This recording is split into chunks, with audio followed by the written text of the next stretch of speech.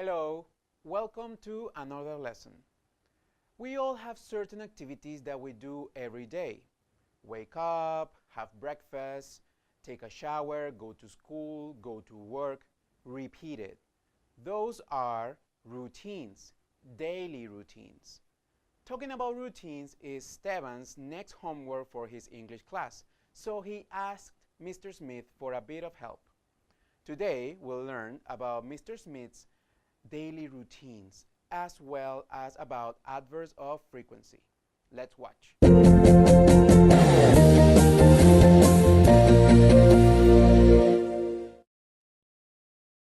Okay, Mr. Smith, are you ready?